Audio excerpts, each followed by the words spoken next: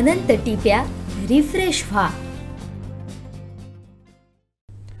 देवगड तालुक्यातील साळशी येथील शेतकरी सुनील पारधी, यतीन पारधी व चंद्रकांत शिवलकर यांच्या 20 ते 25 वर्षांच्या फलधारणा होणाऱ्या काजू झाडांची गव्यारेड्यांनी मोठ्या प्रमाणावरती नासधूस केली आहे।